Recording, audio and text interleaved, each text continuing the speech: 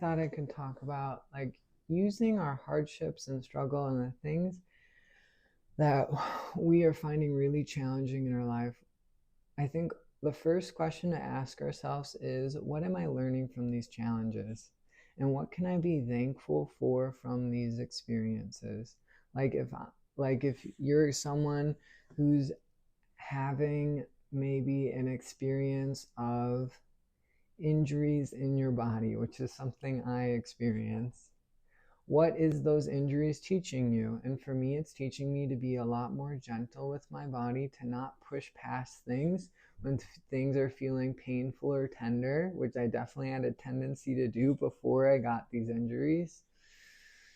And also, it's teaching me how to flow more in rhythm with what my body needs. That when my body feels healthy, maybe I can go dance or go do exercise. And when my body feels sore, it's time to rest. And I'm learning to listen deeper to my body. And when we're going through hardships, what are we learning from those experiences? Because if we can look at what we're learning, we'll find that we being grateful for things that are hard comes a lot easier. Another experience that I'm currently having is I've gone a long time without having a really steady income, which has been quite challenging. And I've learned a lot about how to manage money when I've had a lot less, and also my parents helped me out, and how communication with my parents looks like, and just being aware of, like, while this is hard, I'm also learning how to get by with a lot less, and I'm learning to be a lot more grateful for the things I can pay for, can experience with less. And it's taught me a lot more of, I think it's taught me a lot more of, one, how to just like how to just buy and just buy what I actually need in that moment, which I think is a real gift. Like going to the grocery store, or when I need something, it's like I just get what I need, and it helps, and it's like a level of discipline that I feel really grateful for. And then the other part of it is like learning learning that, like, what a gift it is for the experiences I am able to pay for, like the food that I buy. Like, so I feel so grateful just for what I have, and it's because I've had less for such a long time. And so when we're looking at our hardship and our struggle and the things that are tough and the things we want to change and haven't changed yet, what are we learning from them, and can we be grateful for them? And going back to the injuries on my body, like, I'm someone that I have a partially torn ACL and a torn rotator cuff. And what I've learned through what I've been like testing out is, can I allow my body to heal slowly rather than searching for a quick fix? And like, I'm someone who the medical system in the West does not really resonate with that much. And I think there's some things they do really well and some things they probably do that aren't that great for people. And for me, I kind of always say this, but I think there's some truth of it, is like, my body is not a broken table, it's not a broken cabinet, and I don't want it to be repaired by a cabinet. I don't want it to be prepared, like repaired, like it's a cabinet or a table. And our bodies are so wise, and they do so many functions that we are completely unaware of. And I really believe in the body's power to heal itself. And we all have to think, is surgery an avenue I want to go down? And maybe if we're like an athlete and need something that's a little bit quicker of a solution, then maybe surgery is the best choice for you. But if you're someone where your injuries aren't really affecting your day-to-day life, like, something I've learned, I used to work at Stretch Lab, is like, when people get surgery, like 95% of the time, wherever they got that surgery, their body is never the same, whether that's a shoulder or knee.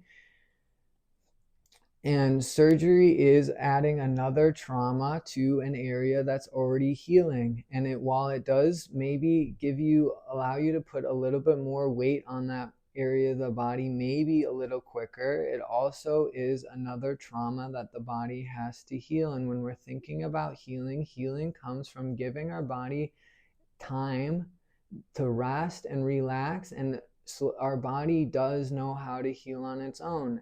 And it's all and we all have a choice of what avenue we want to go down. But there's so many, like I found so much healing and so much like relief in my injuries just from doing Reiki regularly, from doing breath work regularly, from and even like Diana Cooper and Tim Wilde, they do angel visualizations, and it helps, and it's running like different frequencies through your system that can help heal and rejuvenate your body. And all of those, and Alunia Noel also does really awesome visualizations, and all of those things have been incredibly helpful for my healing. And slowly over time my body has gotten more and more healthy, and I've even aggravated my injuries multiple times, and my body still is better, is more healthy than it was a couple months ago. And can we allow our body to heal slowly? And if we want to use Western medicine, use Western medicine, but there is other options. And really, I think eventually the holistic or new age healing things are going to become more and more part of Western medicine over time, once people start trying them out more and realizing how helpful they can be.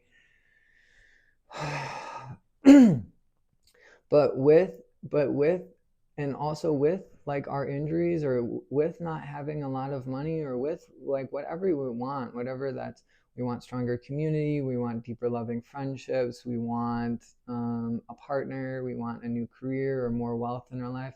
Can that be what we pray for?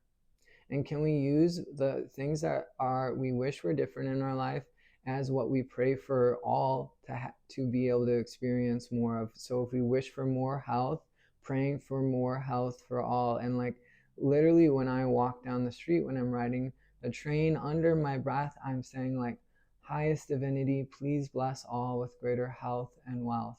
And I just repeat that. And the more you harmonize your body and your energy field with health and wealth, the more that becomes a staple in your energy field, and the more you will then attract that to you, just by anchoring it for all. And really, we are part of the all. And so when you pray for the all, you're also praying for yourself. And it's like, why wouldn't you want all to be able to experience greater health and wealth? If everyone was really healthy and everyone had as much wealth as they need, everyone would be in much better moods, and the people that you found hard to be around would probably be a lot easier to be around in your life. And so as we pray for the all, those blessings, they pass through our heart before going out to all. And as we anchor it for all, we are anchoring it for ourselves, and we are not only bringing healing to all, but we are bringing healing to our own bodies. That then attracts us, the healers attracts us, the opportunities that we need to experience more of whatever we pray for. And another prayer we could use if we're focusing on health is like, may every breath I take heal and rejuvenate the bodies of all, and bring all into perfect divine health and well-being. And if you just repeated that under your breath as you were walking or riding the train, it would be slowly amplifying the energy within your own breath, that then would be able, just as you breathe, you would only, like you could say it once and it would have power, but if you repeated it as you were walking, it would be amplifying the power of that prayer, amplifying the energy within your own breath, and amplifying the divine's ability to be able to help and heal you in your own, in that moment. And as it gets amplified, you then could like do it for, I don't know, 5-10 minutes. If you want to do it for 30 minutes, 40, you could do it for 30 or 40 minutes, and then you could go about the rest of your day, and your breath would be naturally healing and rejuvenating your body, because that's the intention you set behind it. And the question about, as we go through our day, is, what are my intentions? When I make choices, when I speak words, what are my intentions behind them? And it's the greatest way to know if I'm coming from unconsciousness, pain and hurt and trauma, or if I'm coming from love and curiosity and interest, is what are the underlying feelings as I'm thinking about making this choice? What are the underlying insecurities that are coming up around this situation I'm having, and am I responding from those insecurities, and am I responding from this fear or people pleasing or fear of rejection, or am I responding from wholeness? And if I think I'm responding from people pleasing and rejection, can I take a little bit break from writing whatever I'm writing, or even, or just say, hey, I just need like if we're in a conversation, hey, I just need 5 seconds to gather myself, or a minute or a couple minutes to gather myself before we continue. And then asking in our mind, what would be the most loving and healing thing for me to say in this moment for myself, for this other person? And can we lead with that?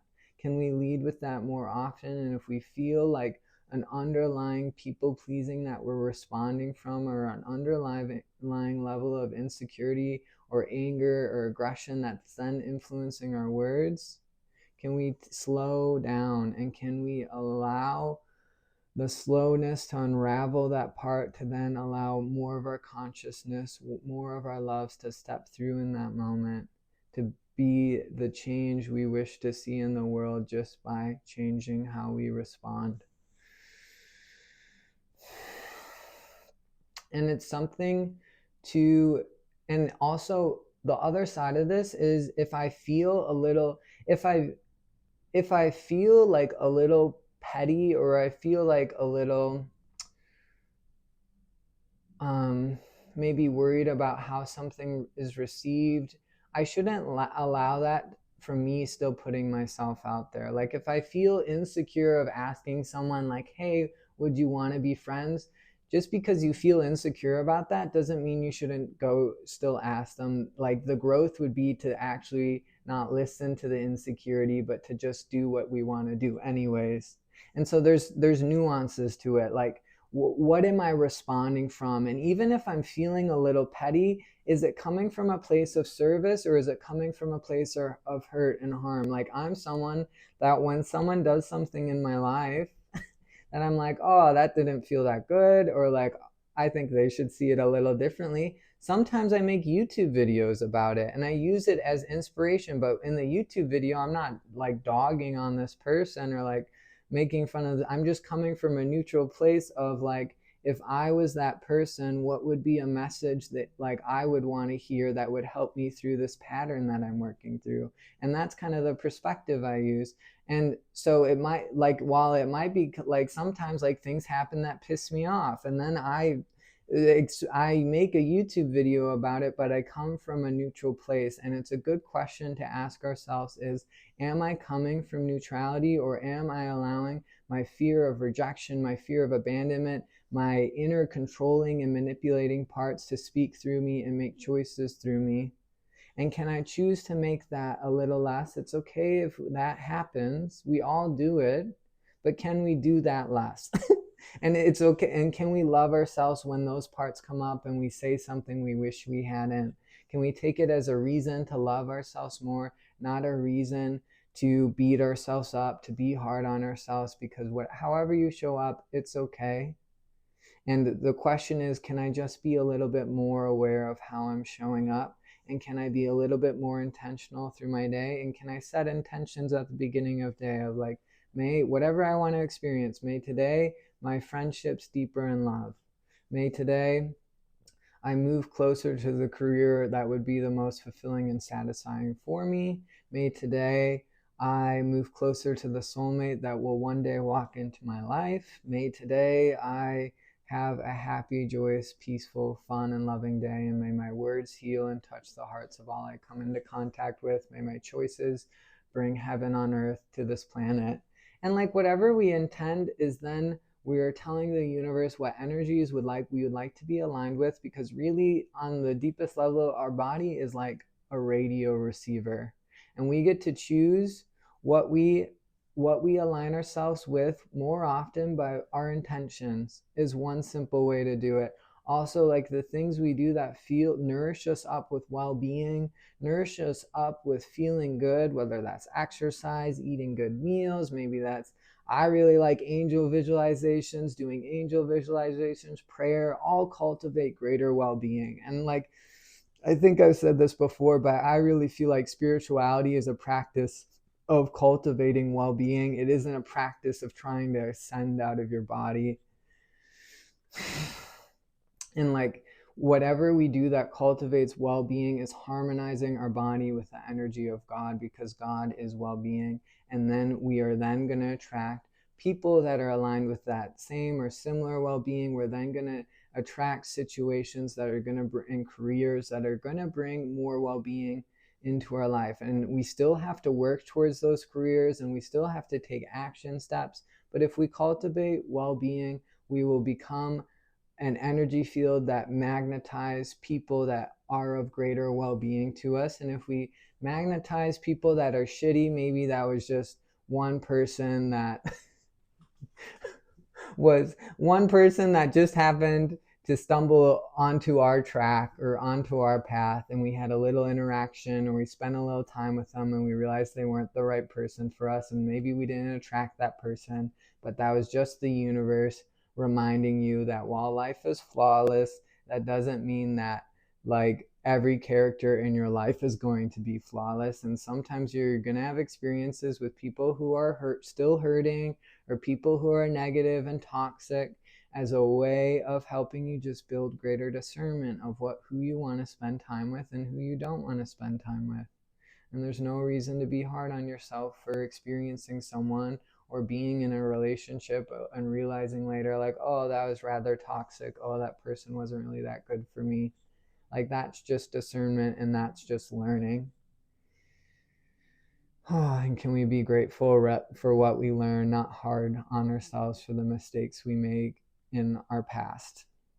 And when we're thinking about like the healing journey, this is another little thing I kind of wanted to talk about, which is like, what if like the feelings you're feeling and the thoughts you're feeling aren't just your thoughts and feelings, but what if they are what the collective of humanity is feeling and thinking, and you're just experiencing what the collective humanity is feeling and thinking through your own story of your life. And we are born as blank canvases, but then we grow up in families that kind of paint on that blank canvas. And the healing journey is learning, is like, oh, what is the most heavy and dark and uncomfortable paints on my canvas right now? And can I love those parts? Like if I'm experiencing anxiety, if I'm experiencing disturbing thoughts, if I'm experiencing really high levels of craving and desire, can I go, I love the part of me that craves a person. I love the part of me that craves sex. I love the part of me that has disturbing thoughts. I love the part of me that constantly fantasizes about being with, like being physically intimate with other people. I love the part of me that's super anxious or depressed or in despair. And as we send love to those parts and say, I love you, anxiety. Thank you, anxiety, for being here with me. I love you, depression. Thank you, depression, for being here with me. I love you, mind. I love all my thoughts. I love the thoughts that are disturbing, uncomfortable, because I realize they're teaching me how to love things that I don't want to love. As we relate to those parts of ourselves like that, we are loving the darker parts of our painting into lighter and lighter expressions of themselves, or into more and more loving expressions of themselves. And it's almost like love is like, I don't really paint that often, but whatever people use to clear a canvas or clear part of a canvas of something they've painted to whitewash it, love is what whitewashes your canvas back into that blank canvas, where then instead of relating to life from your ideas or fantasies about life, you just relate to life as a blank canvas, meeting every moment as new because of the newness you've cultivated in yourself by your willingness to love and welcome all that you feel as a gift, rather than something to be pushed away, avoided, and denied. Because when we push things away, we are just relating to it from the separation, hurt, and pain that part of ourselves is currently lost in, or that part of the world that we're experiencing through ourselves is currently lost in. And the pain and thoughts you are feeling are pains and thoughts that many people have, and their mind just interprets it to their own story of their life, so they don't feel crazy thinking or feeling how they think or feel. And we came to this planet to be healers, and one of our greatest contributions to heal this planet is just healing ourselves. And whatever the world gave us of people who traumatized us, abused us, used us, projected their pain into us, or the things we picked up from our community or family as growing up, as we start to find our way out of those patterns, as we start to love the parts of ourselves that are hurt the deepest, we are freeing ourselves from that pain, which then is almost like little baby candles being lit in the blankets of pain of all the other people that share those same wounds in their body. And while our experiences of what hurt us are unique and unique to us alone most of the time, the underlying feelings of abuse, the underlying feelings of unworthiness and unlovability, of feeling ugly, of feeling like we're broken, we're never going to be enough, feeling like we're lost, we're stuck, that is something everyone feels. And we just have all different experiences of being harmonized by how we were hurt to certain wounds. and as we love those parts of ourselves, we are pulling the darkest sludge up from the ground. We're bringing it back into our heart, which is almost like a cosmic eraser, returning all stuck, heavy, dark energy back into lighter and lighter expressions of itself. That then is wiping clear our canvas, and then we're able to meet life just as a new moment based on the blank newness we cultivated or we found again in ourselves by our willingness to love ourselves as we were.